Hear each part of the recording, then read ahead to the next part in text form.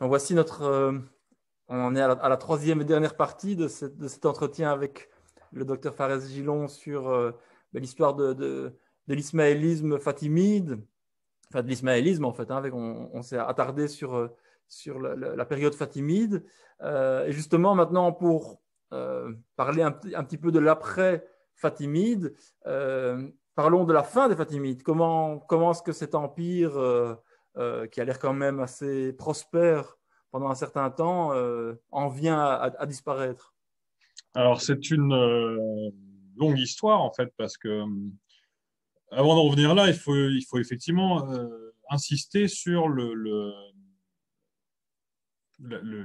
succès extraordinaire qu'a représenté le califat fatimide. C'est-à-dire qu'à partir de l'installation au Caire, vous avez une dynastie qui met en place tout un rituel cérémonial extrêmement complexe, extrêmement raffiné, pour se poser comme cour impériale, en fait, à l'égal des Abbassides et même au-delà des Abbassides. Par ailleurs, sur d'autres plans, les Fatimides développent énormément le commerce, l'artisanat. Donc, il y a toute une période de très grande prospérité de ce califat. Ensuite, sur le plan plus politique, je dirais qu'il y a plusieurs moments clés, en fait, plusieurs califes clés dans l'histoire du califat. Le premier, on peut dire que c'est évidemment le fondateur de la dynastie, Al-Mahdi, voilà, qui est ici. Le second, Al-Mu'azz, puisque c'est sous son règne que la cour fatimide s'installe au Caire, et ça c'est un vrai tournant dans l'histoire du califat. Sous Al-Aziz Billah, les Fatimides prennent la Syrie, une partie de la Syrie. Donc c'est pas un auteur, c'est pas disons un calife clé en soi, mais bon, sous son règne arrive cette chose, cet événement assez important. Et ensuite vous avez le règne de Al-Hakim bi Amrillah, qui est un règne extrêmement trouble et en fait qui est le règne de l'apogée du califat fatimide. Alors Al-Hakim bi Amrillah est connu comme le calife fou, en fait. C'est comme ça que nous l'a présenté l'historiographie pendant une assez longue période, jusqu'à ce que de récentes recherches montrent que si Al-Hakim faisait passer un certain nombre de mesures assez étranges, voire même folles, par exemple, il, euh, il interdisait les fèves et la roquette dans toute l'Égypte. Euh, il a donc et puis il a fait beaucoup de ménage dans sa propre fonction publique, si je puis dire, parmi ses propres fonctionnaires. Donc les gens qui étaient là depuis plusieurs générations, en fait, ont été exécutés ou écartés du pouvoir. Donc c'est quelqu'un qui a vraiment pris en main le pouvoir, et puis c'est quelqu'un qui, semble-t-il, était assez sensible à cette tendance de l'ismaélisme que ses prédécesseurs immédiats avaient essayé au contraire de réfréner, c'est-à-dire la tendance ésotérique et messianique de l'ismaélisme. Et il semblerait que l'étrangeté des mesures prises par Al-Hakim et Amrillah soit due à la conception qu'il se faisait de son rôle comme imam messianique, et en quelque sorte à son adhésion à l'idée ancienne de l'imama dans le chiisme, en fait, à une idée ancienne et ésotérique et spirituelle. Mais j'allais te Là où demander justement l'interdiction des fèves, est-ce que ça rappelle pas un peu le pythagorisme? absolument, oui, tout à fait. Et on peut se demander si non seulement ça rappelle le pythagorisme, mais le pythagorisme interdit les fèves aussi en lien avec une doctrine de la transmigration, dans le sens où la consommation de fèves il ferait obstacle à, euh, à la possibilité d'une transmigration ascendante, quoi, d'une réincarnation en un être supérieur à celui que l'on est dans cette vie.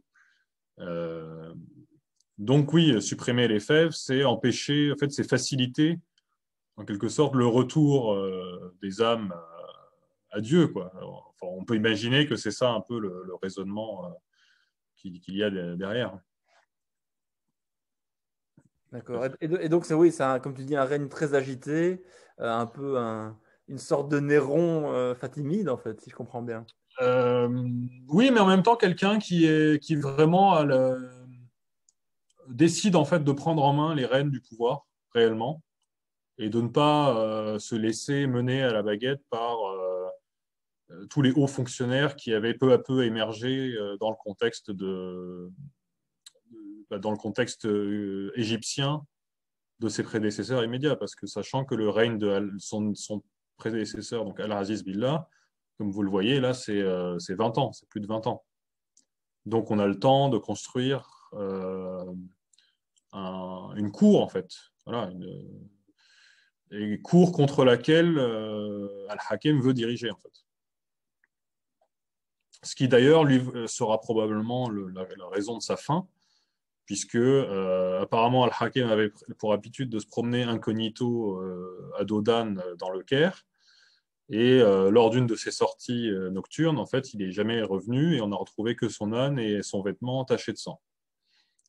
Et on n'a jamais retrouvé son corps. Et Incroyable. ensuite, donc, c'est sa sœur, sa demi-sœur, qui prend les rênes en quelque sorte et qui place Al-Zahir, li Azaz Dinallah, comme successeur. Et du coup, en fait, la disparition d'Al-Hakim va marquer l'ouverture d'une période de l'histoire du califat où les vizirs, en fait, auront de plus en plus de pouvoir et où, en fait, ce sera de plus en plus eux qui exerceront la réalité du pouvoir et non plus les califes eux-mêmes, malgré leur statut d'imam. Mais justement, Al-Hakim est sans doute un des derniers à vraiment prendre au sérieux cette idée chiite d'imam. C'est-à-dire l'imam, ce n'est pas juste un chef d'État, c'est un chef spirituel, c'est le visage de Dieu sur terre. Donc Al-Hakim, en fait, réactive un peu cette vieille doctrine que les premiers califes fatimides avaient, eux, au contraire, cherché à écarter, à atténuer, pour assurer voilà, la stabilité et la permanence de leur pouvoir sur le long terme, quoi.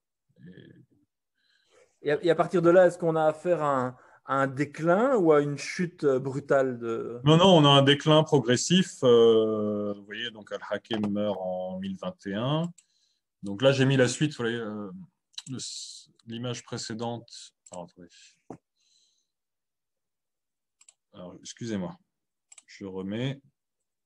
Dans l'image précédente, donc je m'étais arrêté au 8e calife. Voilà. Donc là, on reprend à partir du 8e. En fait, le 8e est important parce qu'à sa mort, vous avez un premier schisme. Et en fait, l'ismaélisme va connaître deux schismes successifs qui vont contribuer évidemment à l'affaiblissement de la dynastie.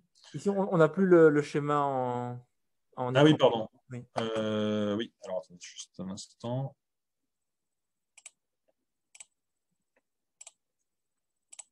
Voilà. Parfait. Donc les schismes qui suivent le règne de Al-Mustansir Billah en fait contribuent à l'affaiblissement progressif de la dynastie jusqu'en 1171, donc où elle sera jetée à bas par Saladin. Donc là en orange j'ai mis tous les califes, les personnes qui ont occupé le poste de calife. Donc vous voyez normalement jusqu'à présent ça se transmettait de père en fils. Après Al-Amir, en fait, le pouvoir passe au cousin d'Al-Amir. Donc le pouvoir change de branche. Ensuite, vous avez 11, 12, 13, 14, donc, qui sont des califes assez mineurs et qui d'ailleurs ne règnent pas très longtemps, à l'exception du dernier peut-être, mais qui ne règne que 11 ans. Hein. Donc on est loin des 20 ans d'Al-Aziz plus haut, ou des 20 ans d'Al-Mu'azz. Voilà. Donc Al-Mustansir a un règne assez long, assez important, mais à sa mort, en fait, son fils qui devait être son successeur, c'était Nizar.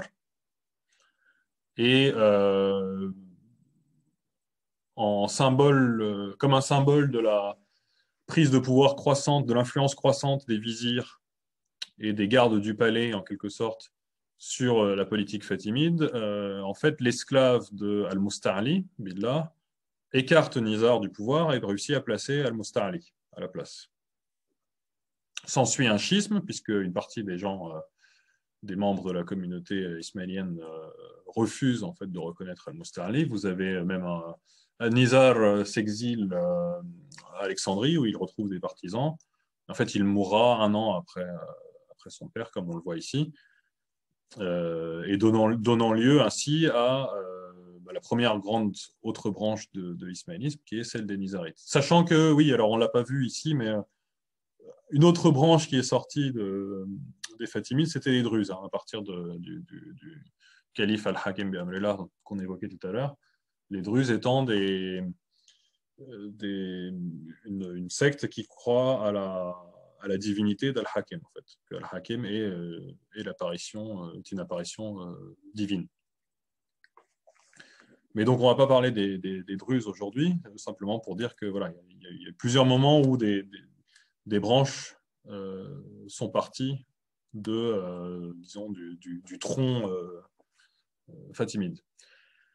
Donc les Nizarites, qui donneront ensuite eh bien, les principautés en Iran et en Syrie, hein, qui donneront ensuite ce qu'on appelait les assassins, qui ont les célèbres assassins qui ont terrorisé tout le monde pendant l'époque des croisades. Et pendant ce temps-là, donc le califat fatimide lui continuait son chemin. Et à la mort de Al-Amer, en fait, son fils Al-Tayyib apparemment disparaît. Et les Ismaéliens du Yémen, parce que donc il y avait une principauté ismaélienne qui reconnaissait le pouvoir, l'autorité du califat fatimide, donc eux se séparent à ce moment-là des Égyptiens. Et donc c'est ce qui donnera les branches taïbites, les taïbiyya. Et donc vous voyez qu'après, il n'y a aucune branche qui sort des Fatimides après Al-Amer. C'est-à-dire que sur le plan intellectuel, et même le plan historique, il ne se passe plus grand-chose après Al-Amer, en Égypte même. C'est-à-dire que le dynamisme intellectuel ismaélien, et même politique d'ailleurs, à partir de ce moment-là, se jouera d'une part avec les Nizarites en Iran et en Syrie, et d'autre part au Yémen et puis en Inde. Parce que le Yémen, en fait, est directement connecté à l'Inde, par l'océan Indien, bien sûr, mais donc la Darwa yéménite, en fait, dirige, en quelque sorte, celle de l'Inde. Et en fait, après, évidemment, ça donnera... Là, on voit les branches suivantes tout en bas du tableau. Donc, en fait, Al-Tayyib, pour les Tayyibites, Al-Tayyib est un imam occulté qui n'est ensuite que représenté. C'est-à-dire que pour les Tayyibites, toutes les branches Tayyibites, les chefs religieux dans une branche Tayyibite n'est pas un imam, c'est un da'i. C'est un représentant de l'imam. Alors que chez les Nizarites, au contraire, le chef religieux de la branche est l'imam lui-même. Bon, après, il y a eu plusieurs branches Nizarites, mais en disant qu'on va parler de la principale, qui est celle qui est aujourd'hui dirigée par l'Aga Khan IV. Et donc, l'Aga Khan, pour les Ismaéliens Aga Khaniens, n'est pas juste un représentant de l'imam, c'est l'imam lui-même, c'est la face de Dieu sur terre. Donc ils le conçoivent dans les termes. En fait, d'une certaine manière, j'aurais presque envie de dire que l'ismaélisme est le chiisme véritable, puisque à l'époque fatimide, en fait, les Fatimides ne font qu'accomplir deux des tendances, des aspirations chiites, l'aspiration politique et l'aspiration ésotérique, en fait. Et donc cette aspiration politique est quand même très importante dans l'identité du chiisme. Il n'y a que les Ismaéliens qui l'ont mené à bien, en fait. Les Ismaéliens sont les seuls, les Fatimides sont quasiment les seuls dans l'histoire du chiisme à avoir réussi à placer à la tête d'un État un imam conçu dans les termes, conçu selon la définition chiite de l'imam. Voilà, et donc pour revenir aux Tayyibites, donc les Tayyibites, eux, on voit se succéder à partir d'Al-Tayyib, donc qui s'occulte, une succession de représentants d'Al-Tayyib, de représentants de l'imam, donc qui deviendront des da'i mutlaq, le da'i absolu. Et tout cela, donc vous en avez un certain nombre qui se succèdent jusqu'au XVIe siècle, fin du XVIe, où à ce moment-là, on a un nouveau schisme entre la darwa indienne et la darwa yéménite, justement, à la succession de l'un des da'i, en fait. Eh bien, vous avez les Ismaéliens d'Inde qui suivent leur propre da'i local, comme da'i mutlaq, et les Ismaéliens du Yémen qui, eux, suivent le leur. Et pour revenir donc aux Tayyibites, les Tayyibites sont aussi très importants parce que toute cette période en fait où ils sont donc au Yémen et que se succèdent des da'i et mutlaq successifs, en fait c'est une branche qui restera extrêmement fidèle à la pensée fatimide et qui est en fait c'est par son intermédiaire qu'aujourd'hui nous avons la plupart des textes conservés, parce que des textes fatimides conservés par cette tradition, en fait. Donc, ils sont très fortement influencés par la pensée fatimide. Ils en reprennent les principaux grands auteurs, qu'ils copient, qu'ils transmettent, qu'ils commentent, qu'ils réagencent, qu'ils réutilisent.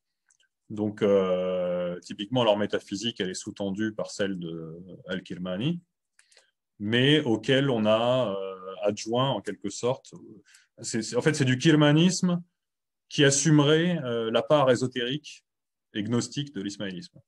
Là où chez Al-Kirmani, elle était plus discrète, disons. C'est intéressant, on a l'impression que l'ismaélisme au début se construit dans les marges du monde musulman, et puis converge vers le centre et s'incarne dans la réalisation du projet politique fatimide, et puis retourne dans les marges d'une certaine Absolument. manière. Ça, c'est assez intéressant à observer.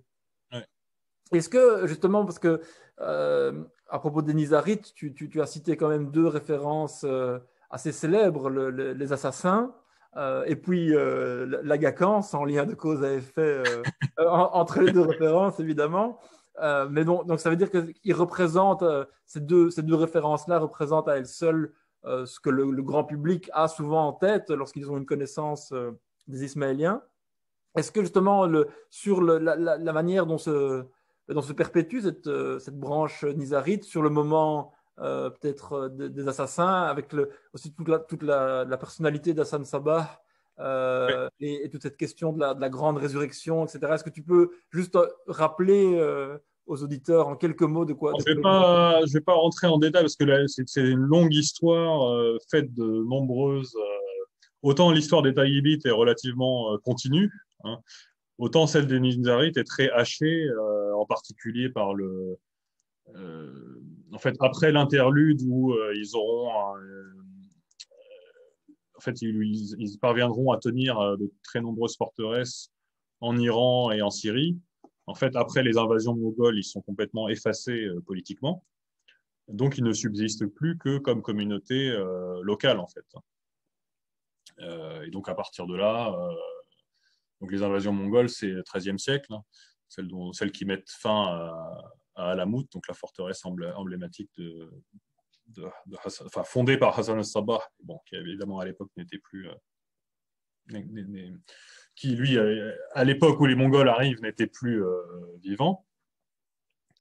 Mais donc oui, vous avez voilà, ce développement assez discret en Iran. Et donc oui, je ne vais pas m'attarder sur cette partie de l'histoire. Simplement savoir que les Aga Khan, le titre Aga Khan est un titre en fait qui a été donné par le Shah au premier Aga Khan. Donc Aga Khan en fait c'est pas un titre religieux, c'est un titre prestigieux en fait, un titre c'est le grand Khan en fait donné octroyé par le Shah d'Iran en fait. Donc ensuite eux les Aga Khan sont plutôt des d'origine iranienne, mais développeront des liens aussi avec le Pakistan, les Indes, etc. De toute façon, aujourd'hui, la plupart des Ismaéliens, il y en a à peu près 10 à 12 millions dans le monde, certains disent 20, mais ils sont essentiellement et très majoritairement issus de communautés d'origine indienne. Enfin, de l'Inde au sens le plus large, hein, c'est les Indes, disons, le sous-continent indien. Mais sans forcément avoir de lien direct d'ailleurs avec le sous-continent indien, puisque vous avez une grande diaspora ismaélienne en Afrique, par exemple, en Afrique de l'Est en particulier. Donc des gens qui sont d'origine, dont la famille vient du sous-continent indien, mais qui eux-mêmes ont vécu toute leur vie en Afrique. Et donc pour revenir aux Nizarites et à Hassan al-Sabah, en fait Hassan al-Sabah émerge, était à l'origine un dignitaire, un da'i de la Darwa fatimide, à l'extérieur des frontières fatimides. Et en fait, il avait déjà commencé à développer tout un réseau par sa propre habileté en fait, personnelle, en tant que da'i ismaélien, en Iran. Donc, quand le schisme se produit et que lui décide de soutenir Nizar, en fait, il a déjà à sa disposition tout un réseau qu'il a commencé à monter en Iran. En fait. Un peu un super agent, quoi. Voilà, c'est ça. Il ne fait qu'accélérer et systématiser ce qu'il fait déjà depuis plusieurs années, en fait. Mais cette fois pour son compte, et pour le compte de l'imam. Occulté, évidemment, puisque après Nizar, en fait, Hassan al-Sabah est en quelque sorte le chef de la secte, mais il n'est pas l'imam lui-même. Il agit en son nom. C'est ce qu'il dit. Tu me posais une question tout à l'heure sur la prière La en grande résurrection, fait, la grande résurrection d'Alamout. Donc oui, les Nizarites développent leur forteresse. Ils ont des forteresses assez nombreuses. Et ils y arrivent d'autant mieux que, en fait, ils interviennent entre les. C'est-à-dire que leurs principaux adversaires sont les Seldjoukides, mais les Seldjoukides sont occupés avec d'autres adversaires, militairement et politiquement. Donc, ils n'ont pas forcément tout le temps nécessaire à consacrer à la destruction de la secte nizarite. Bon. À un moment donné, dans l'histoire d'Alamout, l'un des chefs de la secte déclare la grande résurrection advenue, réactivant par là même tous les thèmes messianiques anciens de l'ismaélisme, ces thèmes originels en fait, les thèmes apocalyptiques et eschatologiques, et donc déclare en fait que nous vivons, au moment où il le prononce, que nous sommes entrés dans la période de résurrection. Donc, par conséquent, que toutes les prescriptions rituelles de l'islam sont suspendues, puisqu'elles n'ont plus ces prescriptions-là ont pour but de sauver l'humanité. À partir du moment où le Mahdi est là, et qu'il révèle le sens ésotérique de toutes ces prescriptions religieuses, leur sens réel, c'est-à-dire ce à quoi elles servent, eh bien, en fait, il n'y a plus besoin de les accomplir.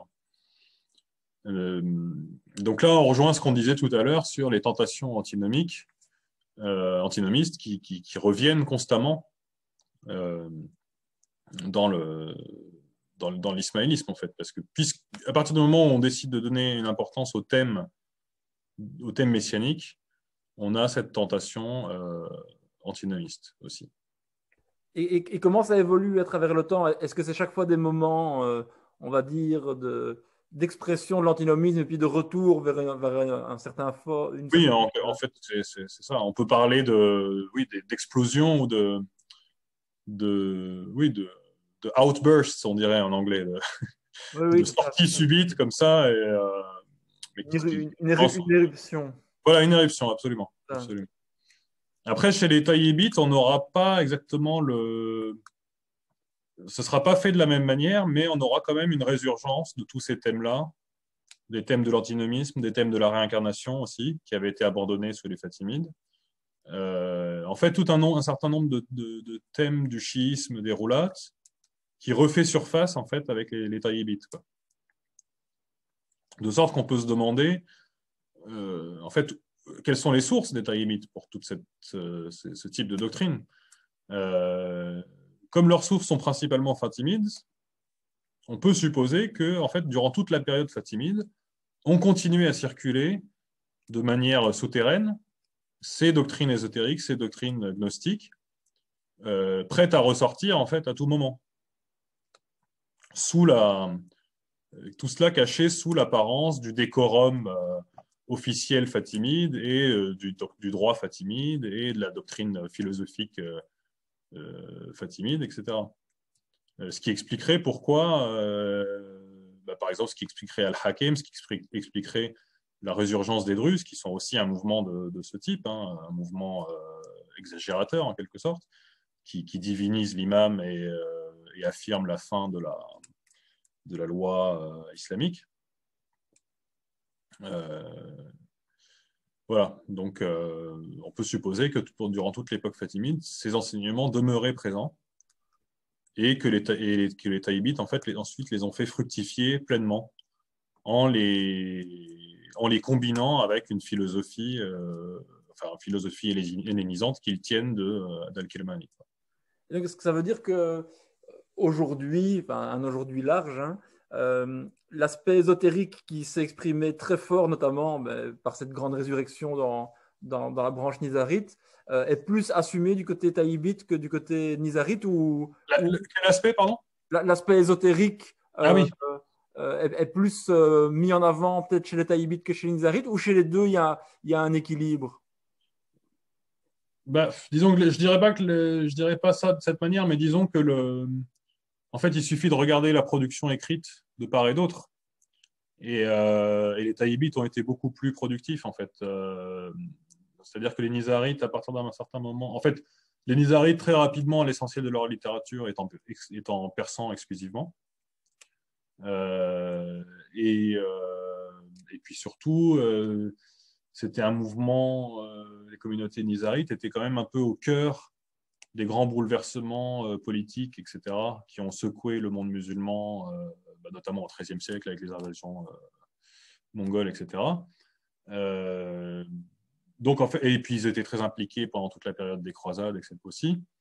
Donc en fait, je pense qu'ils ont passé beaucoup plus de temps, consacré beaucoup plus de temps à l'activité politique qu'à l'étude, si je puis dire, qu'à la rédaction de traités exégétiques et théologiques. Là où les Yéménites, eux, étant à l'écart de toute façon du centre, du centre de gravité du monde musulman, étaient moins directement concernés par les bouleversements qui y arrivaient. Donc, ce qui leur a donné aussi sans doute plus de loisirs pour composer des œuvres, une œuvre très importante. Ce qui n'empêchait pas, évidemment, je n'entends pas par là que les da'i ismaéliens taïbites étaient de purs ermites. Parce que la plupart de ces ouvrages qu'on a des auteurs taïbites, en fait, sont écrits par des douat, donc par des chefs à chaque fois de la communauté. Et ces chefs-là faisaient la guerre, ils combattaient aussi. Ce n'étaient pas simplement des hommes de bureau. Et donc, concrètement, pour comprendre à quoi ressemble l'ismaélisme aujourd'hui, est-ce qu'il est plutôt vécu comme une forme justement d'héritage ésotérique et philosophique, ou est-ce que c'est véritablement une forme religieuse en soi, avec son propre filtre, avec donc tout un appareil, on va dire, religieux en soi, ou est-ce que c'est plutôt une filiation ésotérique qui, par exemple, se vivrait à l'intérieur de C'est l'islam? difficile à dire parce qu'avec ce genre de communauté très secrète, par nature, en fait, vous savez jamais vraiment, on ne sait jamais vraiment ce que les gens pensent, quels sont vraiment leurs points de foi, etc. Donc, à la limite, c'est plus facile de connaître la pensée ismaélienne de l'époque fatimide que la pensée ismaélienne contemporaine. Et ça vaut pour les Ismaéliens, mais ça vaut pour les Nusayrites alaouites, pour les Druzes, etc. Ou plein d'autres courants islamiques ou non d'ailleurs. qui ont une tradition du secret et de l'initiation. Voilà, sachant que dans des groupes comme chez les Druzes, par exemple, tout le monde n'a pas, tout Druze n'a pas accès à la doctrine druze. Il faut être un homme déjà, et il faut faire partie de la communauté druze, et il faut être initié en plus. Donc c'est pas parce qu'on est un homme et qu'on est druze qu'on peut avoir accès aux livres druzes. Voilà. Alors la différence entre les Ismaéliens et les Druzes et les Alaouites de ce point de vue-là, c'est que les Ismaéliens ont participé eux-mêmes à la diffusion de leurs textes. C'est-à-dire que dans les années, en fait, au XXe siècle, lorsque les deux grands pionniers des études ismaéliennes, les deux grands pionniers occidentaux des études ismaéliennes que sont Henri Corbin et Vladimir Ivanov, lorsqu'ils mettent au jour cette pensée ismaélienne, ils sont largement aidés par une élite ismaélienne, en particulier Ivanov, hein, qui travaille lui-même directement d'ailleurs avec une société liée à l'Aga Khan. Et donc, c'est comme ça que... Et puis, on a aussi des chercheurs ismaéliens, hein, issus de la communauté ismaélienne, comme Abbas Hamdani, par exemple, qui est très connu. Et d'autres encore, hein, qui ont contribué, voilà, à rendre public des textes. Mais ce que ne font pas toutes les branches de l'ismaélisme, les Bohras, en fait, donc c'est-à-dire les Ismaéliens qui ne reconnaissent pas l'Aga Khan d'Inde, qui vivent en Inde, donc eux, en fait, conservent une politique extrêmement restrictive d'accès à leurs textes. En fait, on ne peut pas accéder à leur bibliothèque. On sait qu'il y a des centaines de bibliothèques ismaéliennes qui contiennent des manuscrits extraordinaires, mais on n'a aucun moyen d'y accéder. Et par exemple, alors un grand chercheur ismaélien lui-même est Poonawala, Ismail Poonawala, qui a écrit dans les années 70 une bio-bibliographie de la littérature ismaélienne, donc où il a répertorié tout ce qui était connu, tous les manuscrits et textes et auteurs connus de l'ismaélisme, de l'histoire de l'ismaélisme. Donc c'est une œuvre monumentale. Et étant lui-même ismaélien, Bora, donc pas agakanien, il a eu accès à un certain nombre de bibliothèques privées, et donc il indique dans son livre l'existence pour tel ou tel texte de plusieurs manuscrits dans des bibliothèques privées. Mais donc on sait qu'ils existent, mais on n'y aura jamais accès, en fait. Moi, en tant que chercheur non ismaélien, je n'ai aucun moyen d'y accéder. Même si j'étais ismaélien, peut-être qu'il me permettrait d'y accéder, mais pas de diffuser ce qu'il y a dedans. Et j'avais rencontré d'ailleurs une chercheuse qui s'appelle Holly Ackerman, qui, elle, dans le cadre de son travail de recherche de thèse, a passé plusieurs mois avec en Inde, il me semble, dans une bibliothèque privée ismaélienne, des Bohras. Et elle a pu cataloguer l'ensemble de leur bibliothèque. Mais elle n'a pas publié ce catalogue parce que les Bohras lui ont fait passer un pacte de secret, en fait, quoi. Un pacte initiatique. C'est-à-dire qu'ils ils lui ont fait prêter serment de ne pas diffuser le contenu des livres qu'elle verrait lors de sa recherche, quoi. Ben donc, malgré cet entretien et ces 3 épisodes qui nous en apprennent quand même beaucoup plus sur les Ismaéliens, je pense, pour tout le monde, le mystère reste entier. Voilà, tout à fait. Bon, après, l'organisation pour laquelle je travaille, l'Institute of Ismaili Studies, eux aussi font un travail d'acquisition massive, autant que possible, de manuscrits ismaéliens qu'ils mettent à disposition des chercheurs. Donc, voilà, il y a quand même des initiatives qui sont prises et du travail qui peut être fait. Et puis, encore une fois, les Ismaéliens, de ce point de vue-là, l'accès à leur texte reste quand même plus facile qu'à celui des Alaouites ou à celui des Druzes, hein, pour comparer avec des courants qui sont eux-mêmes très secrets et très exclusifs. Comme quoi, on a vu les études ismaéliennes ont encore de beaux jours devant elles. Fares Villon, merci beaucoup. C'était vraiment passionnant. Merci Grégory, Vraiment, merci de m'avoir accueilli. je me suis régalé et j'espère qu'on aura d'autres occasions de t'entendre sur d'autres sujets, de me lire surtout, hein, sur notamment ton travail sur le Kitab el-Keshf Oui, tout à fait. de Yémen. Inch'Allah, tu seras le premier averti de la publication. On relayera largement. Un tout grand merci et Merci à toi et à une prochaine fois. à une prochaine.